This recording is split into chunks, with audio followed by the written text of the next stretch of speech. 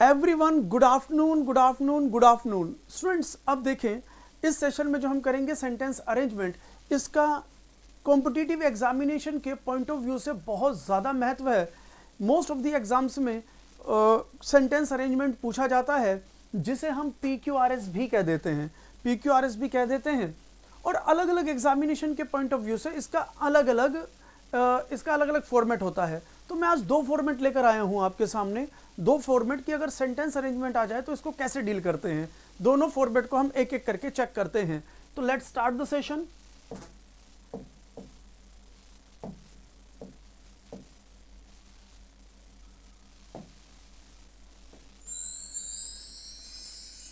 देखिए बेटा, ये हमारा सेंटेंस अरेंजमेंट है। अब देखिए, कई बार क्या होता है कि कई स्टूडेंट्स को ये नहीं पता होता कि सेंटेंस अरेंजमेंट है क्या। मैं इसका छोटा सा इंट्रो दे देता हूँ। कि बेसिकली सेंटेंस अरेंजमेंट होता क्या है। इस छोटे से इंट्रो को समझिए।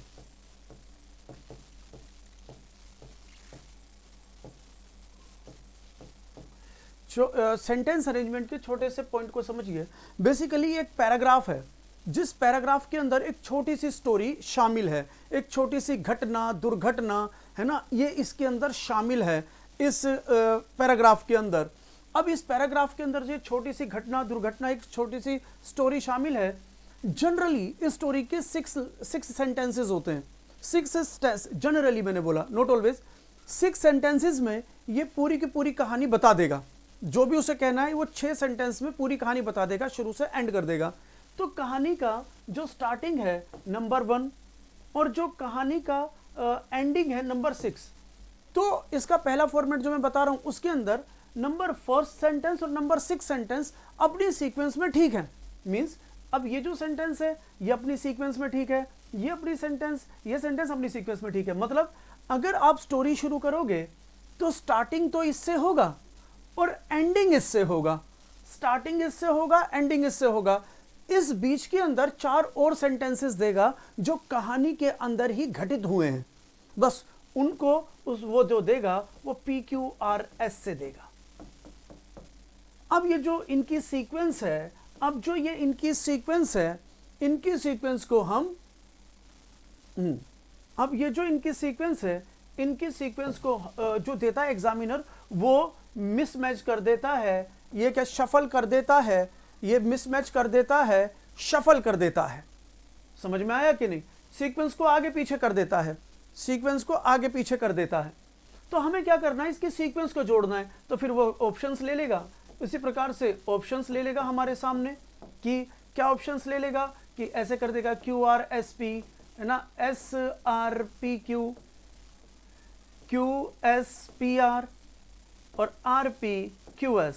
वो ऐसे करके कोई सीक्वेंस ले लेगा कि अगर जब हम इनको अरेंज कर देंगे, जब इस कहानी के इन छोटी छोटी घटनाओं को जो इन सेंटेंस के अंदर दी गई हैं, जब हम इन्हें अरेंज कर देंगे और फिर हम इसे यहाँ से लेके यहाँ तक पढ़ेंगे, तो हम देखेंगे एक स्टेप बाय स्टेप एक स्टोरी तैयार हो गई कि शुरू यहाँ हुई और ख़त्म यहाँ हुई। तो स्टेप बाय स्टेप एक स्टोरी बनकर सामने आ जाती है। तो अगर वो जो सीक्वेंस है, वो जो मांग रहा है, जो आपको लगता है कि वो सीक्वेंस कौन सा है, तो आप उस पर टिक करो और आंसर आपको दे देना है इस तरीके से।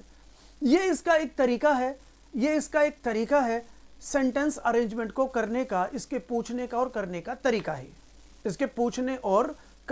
तरीका है। उम्मीद कर रहा हूं ये बात आपको समझ में आई होगी। तो अगर ये बात समझ में आई है तो मैं आपको एक सेंटेंस अरेंजमेंट बनाने के लिए देता हूं, फिर मैं आपको बताऊंगा कि सेंटेंस अरेंजमेंट बनाने का क्या तरीका है। पहले आप कोशिश कीजिए। First you just try, then I let you know how to solve it, how to crack it. ठीक है? तो ये रहा हमारे सामने एक पैराग्राफ। इसका आप सीक्वेंस बनाइए और आप मुझे बताइए आंसर अरेंज करके। आंसर A होगा, B होगा, C होगा, D होगा। फिर समझ ले, स्टोरी का पहला सेंटेंस बिल्कुल ठीक है, वो यहीं से शुरू है। और नंबर 6 जो है वो भी ठीक है। नंबर 1 और नंबर 6 अपनी सीक्वेंस में बिल्कुल ठीक है। बस ये जो चारों हैं, इनकी सीक्वेंस बिगड़ रखी है कहानी के पॉइंट ऑफ व्यू से। इसको पढ़ें, समझें और मुझे रिप्लाई करें कि सीक्वेंस बनाओगे तो कौन सी सीक्वेंस अच्छी होगी। PQRS, QRSP, PQSR, QSPR। जल्दी बताइए, फिर मैं आपको समझाता हूं कि कौन सी सीक्वेंस सही होगी। Om Prakash Sahu, good afternoon. कास्तु, हाँ बेटा समझा दिया, बनाएं आप कोशिश करें, एक बार रिप्लाई कीजिए, I am waiting for your reply.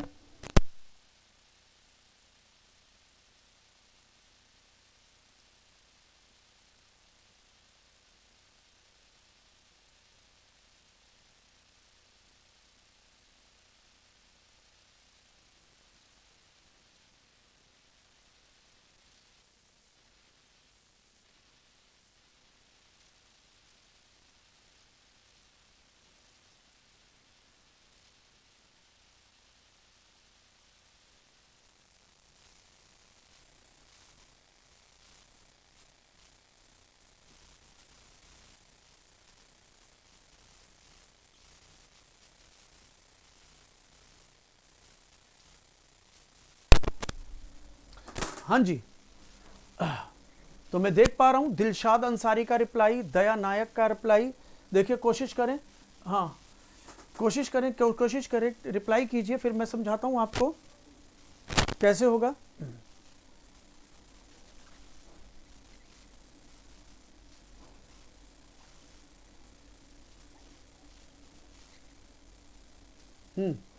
ठीक है, देखो आपने रिप्लाई कर लिया बेटा, इवनिंग के अंदर फुल सेट ही है, full set paper. Gautam Kumar, ये जो बैच है हमारा प्रैक्टिस सेट पेपर बैच जो है, ये इवनिंग के अंदर चल रहा है। अभी 2 ही क्लास हुई हैं, उसके अंदर पूरे सेट पेपर सोल्व करवाए जाएंगे, उसके अंदर पूरे सेट पेपर सोल्व करवाए जाएंगे। अगर किसी को एडमिशन चाहिए तो वो ऐप को डाउनलोड करे, ऐप को डाउनलोड करके प्रैक्टिस बैच में आए, प्रैक्टिस बैच में आकर एडमिशन ले ले, प्रैक्टिस बैच में आकर एडमिशन ले ले। ठीक है, तो देखते हैं। तो बेटा मैं तरीका बताता हूं, इसको सोल्व करने का तरीका क्या है, सेंटेंस अरेंजमेंट को सोल्व करने का तरीका क्या है। तो बेटा पहले हमें सेंटेंस नहीं पढ़ना होता, ये समझ लें। फिर बता रहा हूं, पहले आप इन्हें न पढ़ें बेटा, फिर समझें, पहले आप इसे ना पढ़ें, पहले आप सीक्वेंस देखेंगे बेटा, आप पहले इसे ना पढ़ें, पहले आप सीक्वेंस देखेंगे। अब आप कहोगे जी पहले सीक्वेंस कैसे देख लेंगे, पता कैसे चलेगा कि सीक्वेंस ये सही है? जब तक पढ़ेंगे नहीं तो कैसे पता चलेगा कि सीक्वेंस सही है? तो बेटा पहले सीक्वेंस देखना जरूरी है। मैं इसके लिए अब तरीका बताता हूं, ध्यान दीजिए कि सीक्वेंस क्यों जरूरी है। देखिए सीक्वेंस इसलिए जरूरी है कि जैसे आपके पास एक ऐसे पैराग्राफ आया और इसके अंदर ये सबसे पहला सेंटेंस है, तो ऑब्वियस आप इसके लास्ट को इससे कनेक्ट करोगे, इसके लास्ट को इसके स्टार्टिंग से कनेक्ट करोगे, इसके स्टार्टिंग से कनेक्ट करोगे, इसके स्टार्टिंग से कनेक्ट करोगे, इसके स्टार्टिंग से कनेक्ट करोगे। मतलब इस सेंटेंस को इनके साथ जोड़ने के लिए आप 4 बार ट्राई करोगे। पी क्यू भी जोड़ोगे, क्यू को जोड़ोगे, आर को जोड़ोगे, एस को जोड़ोगे। जिसका मीनिंग अच्छा आ रहा है, जिसकी लय अच्छी बन रही है, आप उसको कनेक्ट कर लोगे कि इसका आंसर ये होगा। लेकिन एक बात सोचिए, अगर आपका आंसर आपको लगता है कि जी पी मेरा आंसर है, जो बेस्ट कनेक्शन दे रहा है इसके साथ पी, और आप सीक्वेंस में देखें क्यू एस क्यू आर, इसमें तो पी है ही नहीं। अगर सीक्वेंस में पी ही नहीं है तो आपका आंसर तो ये बन ही नहीं सकता। जब ये पी से शुरू नहीं है, जब ये पी से कोई भी सीक्वेंस शुरू नहीं है, तो जब पी से कोई सीक्वेंस शुरू नहीं है तो इसके लास्ट को आप पी से कैसे मिला सकते हो? क्योंकि ये तो इस सीक्वेंस का पहला सेंटेंस होगा, और पहला सेंटेंस पी से अगर बना रहे हो तो सीक्वेंस में तो पी है ही नहीं बेटा, सीक्वेंस में तो पी है ही नहीं। तो इसलिए इसे पढ़ने से पहले आपको सीक्वेंस देखना होगा कि सीक्वेंस कौन कौन सा शुरू हो रहा है। सीक्वेंस का स्टार्टिंग देखना होगा कि किस पी से शुरू हो रहा है, क्यू से शुरू हो रहा है, आर से शुरू हो रहा है या एस से। गौतम कुमार, या बेटा सभी को मैं बताऊं, फीस सिर्फ 451 रुपए है। 451 रुपए फी है, 2 महीने का बैच है, 4 महीने वैलिडिटी है, और सारे के सारे कॉम्पिटिटिव एग्जामिनेशन के लिए ये इफेक्टिव है, चाहे एसएससी, चाहे बैंक, तो सीजीएल और एच, जैसे हम बात कर रहे हैं डिफेंस का कोई भी एग्जाम हो। डिफेंस के एग्जाम की बात करें तो NDA, navy, CDS, CAPF, air force, कोई भी एग्जाम, स्टेनोग्राफी, सीपीओ, कोई भी एग्जाम हो, सभी के लिए इफेक्टिव है। बेटा ऑनलाइन तो मैं रेगुलर ही आ रहा हूं। उमेश सिंगल पटेल, बेटा ऑनलाइन तो मैं रेगुलर ही आ रहा हूं, लेकिन बैच जो है शाम को 7 से 8:30 में regular, Monday to Saturday, Sunday छोड़कर संडे छोड़कर सुबह से मतलब संडे छोड़कर 7 से लेकर 8:30 तक रेगुलर क्लासेस हैं। ये बैच अभी 26 तारीख से शुरू हुआ है। अब जनरली वैसे दो ही क्लास हुई है, अभी ज़्यादा निकला नहीं है, तो आप ज्वाइन कर सकते हैं। आप ज्वाइन कर सकते हैं।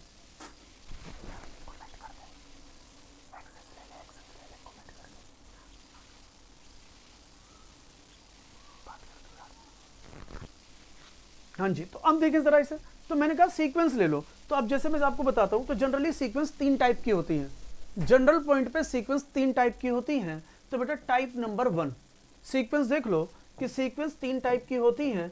टाइप नंबर 1, टाइप नंबर 1 में जो हमारी सीक्वेंस होंगी कुछ ऐसी होंगी, देखें ABCD सीक्वेंस को देखें तो कैसी होंगी, QSRP QRPS, ठीक है, और ऐसे कर लो SRPQ और SQPR।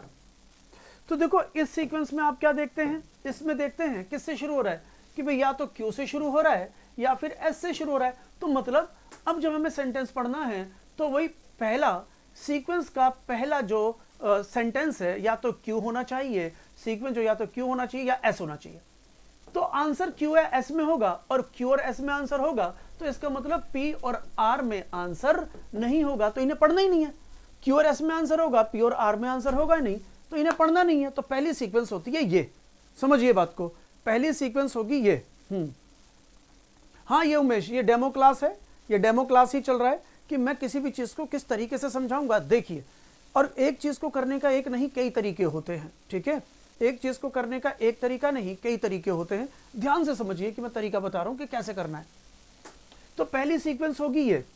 तो अगर ये सीक्वेंस है तो आंसर Q से में होगा या S में होगा, या क्या कहते हैं S में, Q या S में आंसर होगा।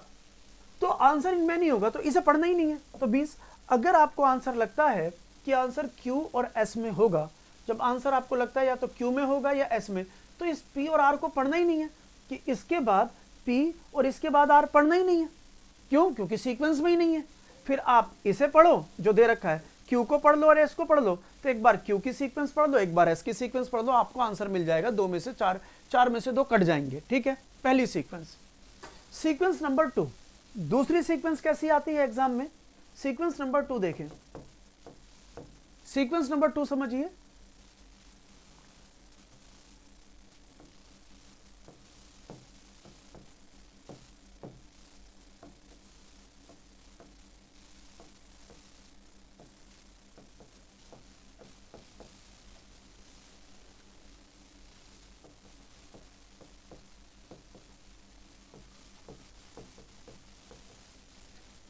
अब जरा देखना इसमें क्या है, इसमें क्या है, इसमें चारों ही अलग हैं, PSRQ, इसमें तो चारों ही अलग हैं। मीन्स इसका ये है, अगर चारों, जब चारों दे रखे हैं भाई, इसमें तो P में भी आंसर हो सकता है, इसमें R से भी शुरू हो सकता है, इसमें S से भी शुरू हो सकता है, इसमें Q से भी शुरू हो सकता है। ये तो चारों से ही शुरू हो रहा है। जब सीक्वेंस ऐसी हो कि चारों बिल्कुल अलग दे रखी हो सीक्वेंस, इसका मतलब यह है कि अब आपको चारों पढ़ने पड़ेंगे। इसका मतलब यह है कि आपको चारों पढ़ने पड़ेंगे। मींस सीक्वेंस के अंदर P से भी शुरू है, Q से भी शुरू है, R से भी शुरू है, S से भी शुरू है, तो चारों पढ़ने पड़ेंगे। ये सबसे आसान होता है, पता है क्यों? क्योंकि जब आप इसको इनसे कनेक्ट करोगे और लॉजिकली और ग्रामेटिकली, इवन फैक्चुअली, सिचुएशनली, जब आप इसको इससे कनेक्ट करोगे तो ऑब्वियस एक ही तो आंसर होगा, ऑब्वियस आंसर एक ही तो होगा। तो जो होगा कि इससे जो कनेक्ट हो रहा है या तो P होगा या Q होगा या R होगा या S होगा। मैं कहता हूं कोई भी एक आंसर होगा तो डायरेक्ट वही आंसर होगा, कोई भी एक आंसर होगा तो डायरेक्ट वही आंसर होगा। फॉर एग्जाम्पल, अगर मैं बात करूं कि अगर पढ़ने के बाद आपको लगता है कि R से शुरू हो रहा है तो आंसर C होगा, और कोई पढ़ने की जरूरत है ही नहीं, क्योंकि R से तो कोई और है ही नहीं ना, R से तो कोई और है ही नहीं। तो एक बार पढ़ोगे और पूरा पैसेज पढ़ने की जरूरत नहीं है, आपका आंसर वही होगा। अब कहते हैं तीसरी कंडीशन पे, लेकिन तीसरी कंडीशन में अभी नहीं बताऊंगा, पहले पैसेज पर आते हैं। देखिए, पहले आते हैं हम पैसेज पर। देखिए, आगे इस पर पहले सीक्वेंस देखें। अब सीक्वेंस देखते हैं तो किससे शुरू हो रहा है, P से, Q से, P से और Q से। तो इसमें टाइप 1 लग गया, इसमें टाइप 1 लग गया। तो P से, Q से, P से और Q से। मैं आपके बेटा उमेश, डेमो तो अभी चल रहे हैं, कुछ दिन चलेंगे, लेकिन बैच जो है वो शुरू हो चुका है। तो अगर आपको ज्वाइन करना है तो आप आज ही ज्वाइन कर सकते हैं, क्योंकि 2 क्लास उसमें ऑलरेडी हो चुकी हैं। अभी कोर्स ज़्यादा नहीं निकला तो आप ज्वाइन कर सकते हो। डेमो तो आप देखते रहना, वैसे भी डेमो 5-7 डेमो हो चुके हैं। आप पिछली क्लासेस देख सकते हो, 5-7 डेमो तो मैं ले चुका हूँ। अभी तो ये भी चल रहा है, 5-7 डेमो ले चुका हूँ। तो इसके बाद आप पिछले डेमोज देख लीजिए और आप एडमिशन लीजिए। ठीक है बेटा। तो पहली सीक्वेंस लग गई। तो पहली का मतलब है P और Q। तो आंसर या तो P में होगा और या फिर आंसर Q में होगा। फिर देख लें, आंसर या तो P में होगा और या फिर आंसर Q में होगा। तो आंसर इन दोनों में होगा, P या Q से आंसर। तो मतलब इसका इस सेंटेंस को जब आप कनेक्ट करोगे तो आपको आंसर या तो P में, इसके बाद जो अगला स्टेप है या तो P में होगा और या फिर Q में होगा। इन दोनों को पढ़ना ही नहीं है। आप इसके लास्ट को, इसके बाद वाले स्टेप को इन दोनों में मत ढूंढना। क्यों नहीं ढूंढना? क्योंकि अगर R ढूंढ लोगे तो भैया R से तो सीक्वेंस शुरू ही नहीं है, और अगर आपने S ढूंढ लिया तो S से तो सीक्वेंस शुरू ही नहीं है। तो जब R और S से सीक्वेंस शुरू है ही नहीं, जब R और S से सीक्वेंस शुरू है ही नहीं, तो भाई फिर इसके अंदर इसका अगला स्टेप आप इन दोनों को तो नहीं ले पाओगे। इसका अगला स्टेप आप इन दोनों को तो नहीं ले पाओगे, और अगर आप इन दोनों का इसका अगला स्टेप नहीं ले सकते तो फिर आंसर इन दोनों में होगा। तो आप देख लो आंसर इन दोनों में क्या होगा। One day Guru Nanak went to a small village. एक दिन गुरु नानक एक छोटे से गांव में गए। ठीक है। So he went to a small house and knocked at the door. अब गांव में गए इसी वजह से क्या कहते हैं, उन्होंने एक छोटे घर में गए, गांव में गए इसी वजह से घर में गए। तो बेटा ये तो लॉजिक ही नहीं बन रहा। लेकिन यहां पर कहता है एक दिन गुरु नानक एक छोटे से गांव में गए। It was late in the evening. और जब वो गांव में गए तो भाई रात हो गई थी। तो इसका अगला जो स्टेप बन रहा है वो क्यू में बन रहा है, ना कि पी में। मीनिंग निकालना पड़ेगा, रीडिंग स्किल अच्छा होना चाहिए sir. Nikita Rathore good afternoon बेटा, गुड आफ्टरनून। धीरज हाय हेलो, है ना। हाँ जी, क्लियर हो गया होगा आपको। यहां तक अगर बात समझ में आ गई है, यहां तक अगर बात समझ में आ गई है तो इसके बाद हुआ क्यू। तो मतलब अब आंसर हमारा क्यू में होगा। तो भाई क्यू से कौन कौन सा शुरू है? क्यू से एक तो बी शुरू है और क्यू से एक हमारा डी शुरू है। तो क्यू से एक बी शुरू है और क्यू से एक डी शुरू है। तो इसका मतलब है सी और ए आंसर नहीं हो सकते, क्योंकि इसका अगला स्टेप जो है वो क्यू से निकल रहा है। तो फिर आंसर एक बार क्यू, ये जो बी में है और ये क्यू में है। तो एक बार क्या करो, एक बार क्यू के बाद आर एस और पी पढ़ लो और एक के बाद क्यू एस पी आर पढ़ लो। ठीक है। तो मैं एक बार क्यू के बाद आर पढ़ लो, एक बार क्यू के बाद एस पढ़ लो। तो भाई यहां पर पी ये रहा, पी के बाद एक तो कर लो इसके बाद क्यू। तो एक बार क्यू के बाद आप क्या पढ़ेंगे, आर पढ़ो। क्यू के बाद कहाँ गया, क्यू के बाद आर पढ़ो और क्यू के बाद एस पढ़ो। तो हम पढ़ते हैं क्यू के बाद आर और क्यू के बाद एस पढ़ेंगे। ठीक है। तो कहता है एक दिन Guru Nanak went to a small village. वो स्मॉल विलेज गए और रात हो चुकी थी। तो रात हो चुकी थी, a man open the door. भाई रात हो चुकी थी तो रात होने की वजह से किसी इंसान ने दरवाजा खोला, ये तो कोई लॉजिक नहीं है। तो फिर आर वाला ऑप्शन गलत हो जाएगा। तो आर वाला ऑप्शन गलत हो जाएगा तो इसका मतलब है कि बी वाला ऑप्शन गया। तो तीन तो कट गए, तीन तो कट गए, तो आंसर डी बन गया। तो हमें पूरा पढ़ने की भी जरूरत नहीं है, आंसर हमारा डी निकल गया। लेकिन फिर भी पढ़ लो कि हमने पढ़ा एक दिन गुरु नानक एक स्मॉल गांव में, स्मॉल विलेज में गए। तो स्मॉल विलेज में गए, शाम हो चुकी थी, शाम हो चुकी थी। तो फिर एस पढ़ेंगे, he was hungry and tired. Q के बाद एस, वो बड़े, जो शाम हो गई थी तो इसलिए वो हंग्री और टायर्ड थे। एस के बाद क्या पढ़ो, पी पढ़ो, वो हंग्री और टायर्ड थे। सो इसीलिए जब वो भूखे थे और थके हुए थे, इसीलिए वो एक छोटे से घर में गए and knocked at the door, और दरवाज़ा खटखटा दिया। तो पी हो गया, दरवाज़ा खटखटाया। दरवाज़ा खटखटाने के बाद गुरु नानक सेड ने का, दरवाज़ा खटखटाने के बाद कहता पी के बाद आर, पी के बाद आर, कि दरवाज़ा खटखटाया तो a man open the door. जब दरवाज़ा खटखटाया तो एक इंसान ने दरवाज़ा खोला, और दरवाज़ा खोला तो गुरु नानक से ने कहा, उसे क्या कहा कि मैं एक यात्री हूँ। क्या कहा, मैं एक यात्री हूँ। तो देख रहे हैं पूरा मीनिंग निकालने से पहले हमें आंसर मिल गया, पूरा मीनिंग निकालने से पहले आंसर मिल गया। तो हमें क्या करना है, पैसेज को पहले ना पढ़ के, पैसेज को पहले ना पढ़कर हमें क्या करना है, पहले सीक्वेंस को पढ़ना है। पहले सीक्वेंस को पढ़ना है, तो मैं उम्मीद कर रहा हूं इतनी बात समझ में आ गई होगी। मैं उम्मीद कर रहा हूं आपको इतनी बात समझ में आ गई होगी, है ना बेटा। अनुराग तिवारी, अनुराग तिवारी, जो आप नाउन की बात कर रहे हो वो दूसरा पॉइंट है। मैंने कहा था आज मैं दो मतलब टाइप लेकर आया हूं। इसके कई टाइप हैं, पैसेज को करने के कई तरीके हैं, तो उनमें से कई तरीका है। तो अभी मैंने पहला तरीका बताया सीक्वेंस को देखकर, अभी मैंने पहला तरीका बताया सीक्वेंस को देखकर। मैं दूसरा तरीका भी बताऊंगा। दूसरा तरीका जो तुम कह रहे हो नाउन को देखकर, वो भी बिल्कुल ठीक है, लेकिन वो टाइप दूसरा है, वो टाइप दूसरा है। उसके अंदर पहला और छठा सेंटेंस नहीं दिया होता, तब हमें नाउन देखना होता है। वो भी आएगा, भी सब्र करते हैं। ठीक है, तो अब ये हो गया। तो बेटा इसका आंसर आ गया डी। उम्मीद कर रहा हूं ये क्लियर हो गया होगा। तो अब एक आप बनाओ, ये आप बनाओ।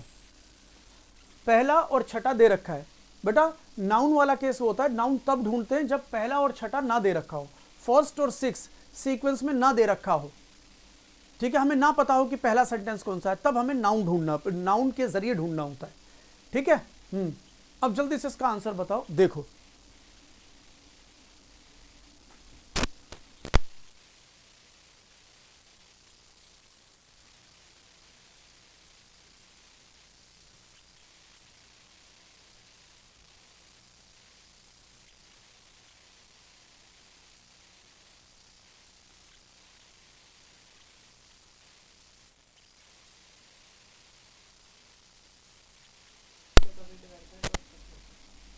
हाँ, गीता नमस्ते बेटा, नमस्ते। आइए बेटा, आइए, शाबाश। देखिए बच्चों, इसमें देखें, there was a boy named Pappu, Raju, sorry Pappu नहीं है, राजू है। So the mother asked him to find work, they were very poor, he lived with his mother, but Raju refuse to work, at last she turned him out of the house. चलो बताइए, अनुराग तिवारी। बेटा ये reading skill का खेल है। देखो, जिसको अगर रीडिंग ठीक नहीं है ना, मैं फिर बता रहा हूँ, जिसका रीडिंग ठीक नहीं है बेटा, तो उसको पहले से थोड़ा सा ग्रामर, थोड़ा सा वोकेबलरी करना पड़ेगा। थोड़ा ग्रामर, थोड़ा वोकेबलरी करना पड़ेगा। जिसका रीडिंग ठीक नहीं है उसे क्या करना है, बस थोड़ा ग्रामर, थोड़ा वोकेबलरी ही काम कर जाएगा। ज़्यादा ग्रामर, बहुत ज़्यादा वोकेबलरी की जरूरत नहीं है। रीडिंग की ज़्यादा दिक्कत है, रीडिंग को रीडिंग से करना पड़ेगा, रीडिंग को रीडिंग से करना पड़ेगा। इसके लिए भी मैं छोटी सी बात बताता हूँ, बहुत बढ़िया। कास्तु, स्वाधीन देश, अनुराग तिवारी, दिलशाद अंसारी, धीरज मिश्रा। बेटा सभी रिप्लाई करो, धीरज मिश्रा,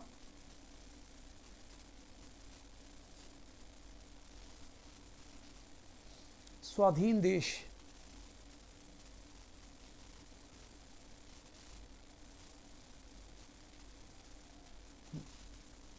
शिवानी गर्ग। चलो बहुत बढ़िया। देखो बेटा, वैसे तो सीक्वेंस ही देखनी है, लेकिन मैं एक बात बताता हूं, इसे करवाने से पहले मैं थोड़ा सा रीडिंग स्किल का आपको वैल्यू बताता हूं। बेटा स्किल्स 4 होती हैं, सभी समझे। इंग्लिश एक लैंग्वेज है बेटा, इंग्लिश एक लैंग्वेज है, और किसी भी लैंग्वेज की है ना 4 स्किल्स होती हैं। किसी भी लैंग्वेज की बेटा 4 स्किल्स होती हैं। कौन कौन सी स्किल्स होती हैं बताइए, कौन कौन सी होती हैं? रिप्लाई कीजिए, स्किल्स कौन कौन सी होती हैं?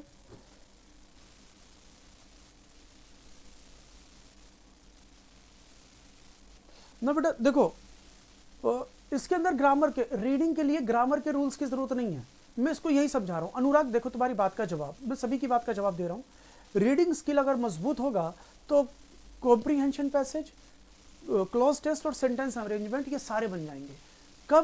कब बन जाएंगे? जब हमारा रीडिंग स्किल अच्छा होगा। अगर हमारा रीडिंग स्किल अच्छा नहीं है तो दिक्कत होगी। तो देखो मैं वो समझा रहा हूँ। लैंग्वेज के 4 स्किल्स होते हैं। तो बेटा स्किल्स, सबसे पहले हम बात करते हैं लिसनिंग स्किल की, कि इंसान जब जन्म लेता है, कोई बच्चा जब जन्म लेता है, गोद में होता है। हम सब बहुत छोटे थे, गोद में थे। तो बेटा बच्चा कोई भी होता है ना, पहले सिर्फ सुनता है सभी की, उसकी कोई लैंग्वेज नहीं है, लेकिन वो सुन तो सकता, कान तो है, भाषा नहीं है उसकी, कान है उसके, सिर्फ सुन रहा है। तो जब 1, 1.5, 2, 3 महीने तक वो जब किसी को सुनता है, सुनने के बाद जिस शब्द को वो ज़्यादा सुनता है उसी को वो बोलता है। लिसनिंग के बाद आता है स्पीकिंग, कि भाई बच्चा अब उन्होंने बोलना शुरू किया, मामा, पापा, दादा, कुछ भी शब्द बोलना शुरू करेगा। जब उसने बोलना शुरू किया तो लिसनिंग स्पीकिंग का जब वो 2, 3, 4 साल तक अच्छा प्रैक्टिस कर लेता है कि बच्चा बोलने में बहुत अच्छा होता है, कि छोटा छोटा बच्चा बात कर रहा है, हम कहते हैं अब तो ये बहुत बोलने लगा है, चलो इसके स्कूल भेजो। तो हमने उस बच्चे को स्कूल भेज दिया। स्कूल में जाकर मेरे जैसे मास्टर के सामने आ गया। मास्टर ने उसे सिखाया A for apple, B for ball. एक कायदा लिया, एक छोटी बुक ली और बुक में से उसे पढ़वा रहा है। क्या कह रहा है कि बेटा पढ़, A for apple, B for ball. तो फिर क्या आया, दैट इज रीडिंग स्किल। फिर आता है रीडिंग स्किल। और जब रीडिंग उसे बच्चे को समझ में आ जाता है, ए फॉर एप्पल और लास्ट में जाकर जेड फॉर जेब्रा, फिर टीचर उससे कहता है एक काम कर, अब इसको लिखना शुरू कर कि ए फॉर एप्पल, तो कि ए को बना कैसे बनाएंगे, बी को बना कैसे बनाएंगे और सी को बना कैसे बनाएंगे। तो लास्ट में आता है दैट इज राइटिंग स्किल। तो किसी भी लैंग्वेज के ये 4 स्किल्स हैं। तो अब इसके अंदर मैं छोटी सी बात आपको बताऊं, ये जो लिसनिंग स्किल है ना, हमारे कानों से रिलेटेड है। लिसनिंग स्किल कानों से रिलेटेड है, तो ये हमारे ईयर से रिलेटेड है। अगर आपको लिसनिंग स्किल ठीक करना है तो आपको सुनना ज़्यादा पड़ेगा। भाई चाय में मीठा डालोगे तो चाय मीठी होगी, कॉफ़ी में मीठा डालोगे तो कॉफ़ी मीठी होगी, ऐसा तो नहीं चाय में मीठा डालोगे तो कॉफ़ी मीठी हो जाएगी, ऐसा तो नहीं होगा। राम राम बेटा, राजेंद्र प्रजापति, राम राम। हाँ जी, ध्यान दे, काश तो बहुत बढ़िया। तो लिसनिंग स्किल हमारी ईयर से रिलेटेड है। स्पीकिंग स्किल हमारे माउथ, भाई बोल रहे हैं तो हमारे माउथ, जिसे हम टंग कह देते हैं, हमारी टंग से रिलेटेड है। हमारे माउथ, मुंह से या जबान से रिलेटेड। मीन्स अगर आपको स्पोकन करना है तो ज़्यादा सुनने से आप स्पोकन थोड़ी कर पाओगे। तो स्पोकन आपको करना है, आप इंग्लिश में बोलना चाहते हो तो आपको ज़्यादा बोलना पड़ेगा, बोलने की ज़्यादा प्रैक्टिस करनी पड़ेगी। आप फिल्में ज़्यादा देख लो भाई, इंग्लिश मूवीज़, एवेंजर्स टाइप, आप स्पाइडरमैन टाइप, आप बहुत इंग्लिश मूवीज़ देख लो। तो देखोगे तो आप बोल तो पाओगे नहीं, चुप रहोगे, बत्ती सी बंद, कान ही तो खुले हुए हैं, आँख खुली हुई, कान खुले हुए, तो उसका आपको लिसनिंग स्किल ठीक हो जाएगा। उन फिल्मों को देखने से स्पीकिंग थोड़ी ठीक हो जाएगी। स्पीकिंग के लिए आपको स्पीकिंग करना पड़ेगा। भैया जी यहाँ मीठा डालोगे तो ये मीठी होगी, यहाँ मीठा डालोगे तो ये मीठा होगा। अब रीडिंग के लिए आपको रीड करना पड़ेगा। तो ये हमारा किससे, ये माइंड से रिलेटेड होता है, ये कॉग्निटिव होता है। रीडिंग क्या होता है, हम बस देख रहे हैं, तो जो पढ़ रहे हैं तो रिसीव कर रहे हैं, रीडिंग कर रहे हैं, तो ये माइंड से रिलेटेड होता है। और अगर हम बात करते हैं राइटिंग, तो राइटिंग होता है हमारे हैंड से रिलेटेड। राइटिंग होता है हमारे हैंड से रिलेटेड। तो हम किसकी बात कर रहे हैं बेटा, यहाँ पर हम क्या कर रहे हैं, यहाँ पर हम कर रहे हैं बेटा जो सेंटेंस अरेंजमेंट। तो सेंटेंस अरेंजमेंट किसका हिस्सा हुआ, तो बेटा सेंटेंस अरेंजमेंट हिस्सा किसका हुआ, ये हुआ माइंड से रिलेटेड। ये किसकी बात कर रहा है, रीडिंग की। सेंटेंस अरेंजमेंट जो है रीडिंग से रिलेटेड पॉइंट है, और रीडिंग से रिलेटेड पॉइंट है, तो ये आपके माइंड का इस्तेमाल करवाएगा। ये कॉग्निटिव है, ये आपका दिमाग इस्तेमाल करवाएगा। रीडिंग जितनी करोगे उतना ज़्यादा माइंड जो है आपका स्ट्रांग बनेगा। रीडिंग से माइंड बहुत स्ट्रांग बनता है। जिसका रीडिंग अच्छा है वही इन सब चीज़ों को कर पाएगा। ठीक है। हाँ जी अनुराग, बिल्कुल सही पकड़े हैं लड्डू के भैया, सही पकड़े हैं। हाँ रमन, बेटा रमन, बेसिकली ये भी डेमो है। हमारी क्लासेस जो है इवनिंग में चल रही हैं 7 से 8:30। रमन बेटा आप उन्हें ज्वाइन कीजिए, तो उसके अंदर में बिल्कुल 0 लेवल से बात को, मतलब थोड़ा सा फास्ट ट्रैक से चल रहा है। और प्रैक्टिस सेट पेपर्स हैं कितने, 30 प्रैक्टिस सेट पेपर, जिसके अंदर पूरा ग्रामर और पूरा वोकेबलरी करवाया जाएगा। पूरा ग्रामर, पूरा वोकेबलरी है, ज्वाइन कर सकते हो आप। ठीक है, क्लियर हुआ। तो अगर ये बात क्लियर हो गई है तो आ जाओ फिर इस पर। तो मैं आता हूँ इस पर। तो बेटे रीडिंग की बात है, तो दिमाग आपको लगाना पड़ेगा। यहाँ पे किसकी बात कर रहा है, बात माइंड की। तो माइंड लगाना पड़ेगा। तो माइंड की अगर बात कहते हैं तो उसे कहते हैं ये कॉग्निटिव है सारा। ये सारी चीज़ें कॉग्निटिव, दिमागी चीज़ें हैं। तो इसके अंदर पहले सीक्वेंस देखेंगे। तो पहले सीक्वेंस देख लो, पी से शुरू हो रहा है, आर से शुरू हो रहा है, आर से शुरू हो रहा है और क्यू से। तो मतलब पी से शुरू हुआ, आर से शुरू हुआ और क्यू से शुरू हुआ, तो 3। तो मतलब आंसर इन तीनों में होगा। तो इससे ये क्लियर हुआ कि इसके अंदर एस नहीं है, एस से आंसर नहीं बनेगा। तो मीन्स इसके बाद की जो स्टेप है, इसकी जो बाद की स्टेप है वो ये बिल्कुल नहीं हो सकती। क्यों नहीं हो सकती, क्योंकि भैया सीक्वेंस में ही नहीं है ना ये। तो भैया जी ये तो सीक्वेंस में ही नहीं है।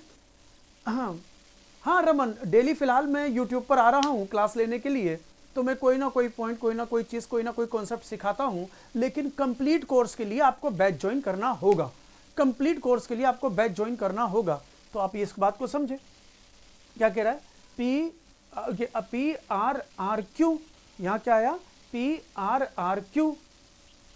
तो यहां पर एस है ही नहीं, तो ये एस से शुरू है ही नहीं, तो आंसर एस में तो आ ही नहीं सकता। इसका अगला स्टेप एस नहीं हो सकता। क्लियर है? तो अब आप इसका अगला स्टेप या तो पी लो या क्यू लो या आर लो, मतलब इन तीनों में से आंसर होगा, इन तीनों में से आंसर होगा। अगर आपको ये बात समझ में आ गई है तो अब देखो, तो there was a boy name Pappu, Pappu ही निकल रहा है बार बार, क्या बात है, राजू की जगह लिखा राजू ही निकल रहा है पप्पू।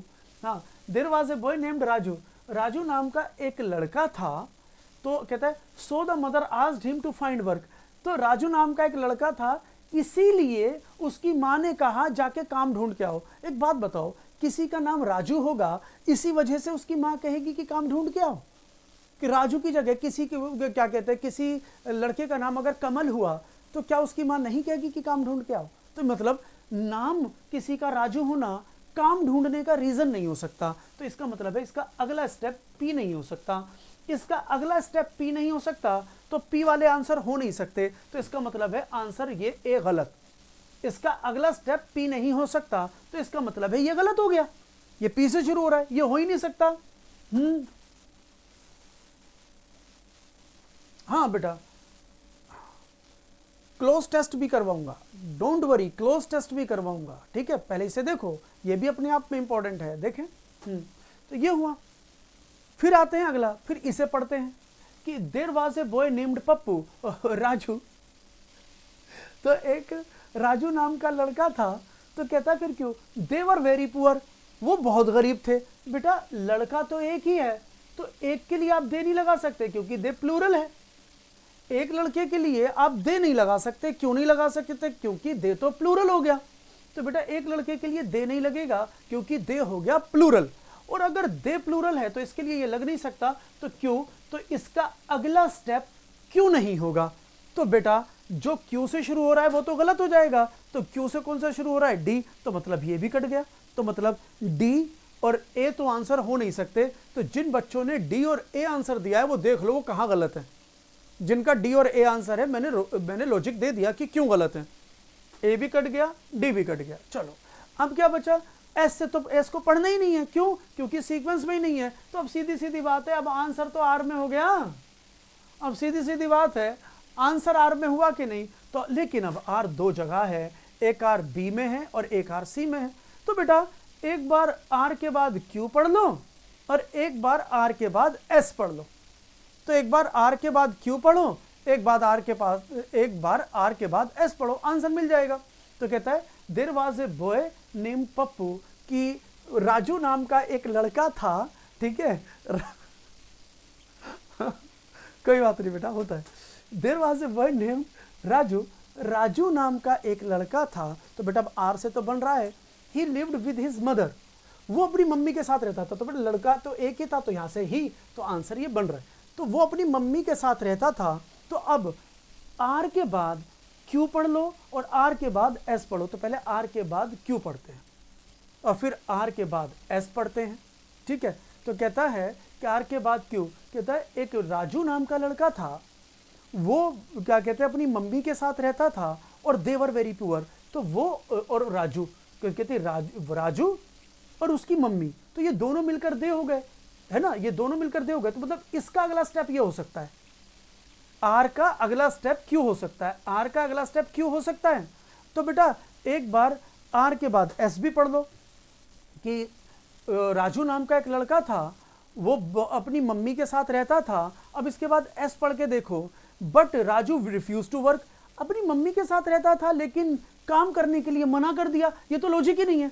अरे भाई मम्मी ने तो भी काम करने के लिए कहा ही नहीं है, तो मना कैसे कर दिया। पहले मम्मी कहेगी कि काम करो फिर वो मना करेगा। तो इसका मतलब है आर के बाद एस गलत हो गया, आर के बाद क्यू आना चाहिए। तो भाई आर के बाद एस गलत है, आर के बाद क्यू। तो बेटा आर के बाद एस गलत है तो ये कट गया, तो आर के बाद क्यू, तो आंसर हो जाएगा बी। एक एक करके देख लो। हाँ बेटा चंकित रॉय वोकैबुलरी भी इसी बैच में करवाऊंगा, वोकैबुलरी भी इसी बैच में होगा। Root word, idioms and phrases, one word substitutions, ये सभी करवाए जाएंगे। बेटा मैंने चंकित रिप्लाई कर दिया, वोकैबुलरी इसी बैच में होगा 7 से 8:30। 7 से 8:30 हमारा बैच चल रहा है, सिर्फ 2 ही क्लास हुई है, इसे आज ही ज्वाइन कीजिए। इसे आज ही ज्वाइन कीजिए, सिर्फ 2 क्लास हुई हैं, सिर्फ 2 क्लास हुई हैं, और उसके अंदर मैं चीज़ों को बड़ा डेप्थ में जाकर और फास्ट ट्रैक से करवा रहा हूं। 30 सेट पेपर होंगे इसमें, ठीक है ना। ध्यान दीजिए बेटा आगे, तो आगे ध्यान दीजिए। तो यहां पर हमने देखा आर के बाद क्यू और पी और एस, तो पहले आर के बाद क्यू ठीक हो गया। तो कहता है राजू नाम का एक लड़का था, तो वो अपनी मम्मी के साथ रहता था और वो दोनों बड़े ही गरीब थे। तो वो दोनों बड़े ही गरीब थे, तो क्यों हो गया कि वो दोनों बड़े गरीब थे। अब पी पढ़ लो, पी क्या कहता, वो दोनों बड़े गरीब थे, ठीक है। फिर पी, इसीलिए उसकी माँ ने कहा कि भैया जी काम ढूंढो। जब गरीब थे इसीलिए माँ ने कहा काम ढूंढो, तो मतलब क्यू के बाद पी ठीक है। तो यहाँ क्यू के बाद पी ठीक है कि इसीलिए गरीब थे, इसलिए उसकी माँ ने कहा काम ढूंढो। तो पी के बाद एस, काम ढूंढो, फिर एस, तो एस आते ही ये रहा। तो उसकी माँ ने कहा काम ढूंढो, ये क्या कहता है, लेकिन माँ ने कहा काम ढूंढो, लेकिन राजू क्या कहता है रिफ्यूज टू वर्क, मैंने ना जाना काम करने, मैंने तो घर पे बैठ के खाना है खाना, उसने मना कर दिया। तो इसका मतलब ये क्या है, पी के बाद एस ठीक है, तो पी के बाद एस ठीक है, तो पी के बाद एस ठीक, और लास्ट में, और फिर जब उनने मना कर दिया तो माँ को गुस्सा आया, माँ को गुस्सा आया, तो एट लास्ट अंत में माँ ने क्या किया, she turned him out of the house, उनने उसको घर से निकाल दिया, भाग यहाँ से, काम नहीं करेगा तो भाग यहाँ से, गरीब है हम, काम करना पड़ेगा। तो क्लियर हुआ कि नहीं। तो आंसर क्या आया, आंसर आ गया बी। बेटा फिर बता दूं, इसका आंसर क्या आया,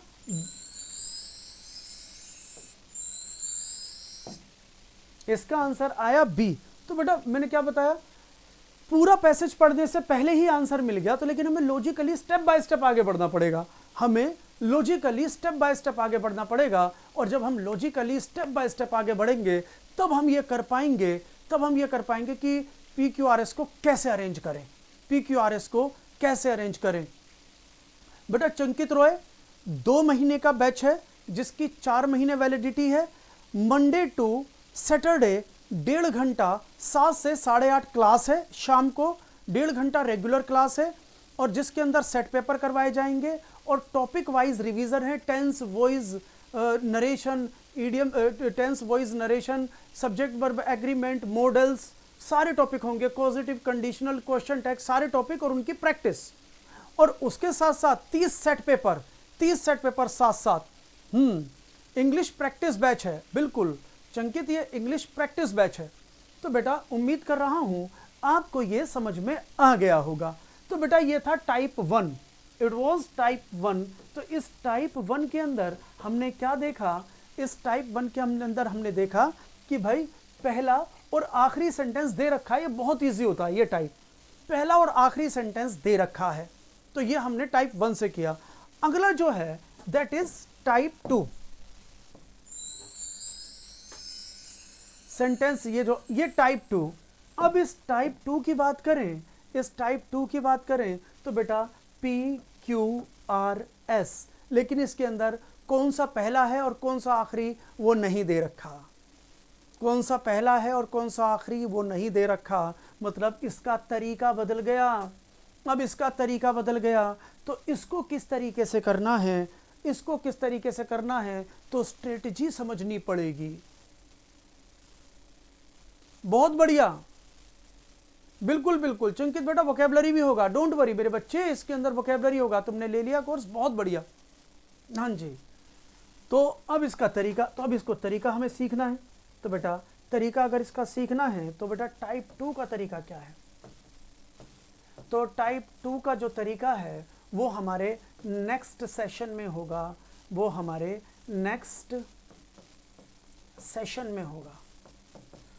तो बेटा ये नेक्स्ट सेशन कल ही 3 बजे क्लास होगी, कल सेम टाइम पर इसको मैं करवाऊंगा। ये नेक्स्ट सेशन में होगा, तो बच्चों आपने ये कर लिया, ठीक है ना। तो मैं बताता हूं,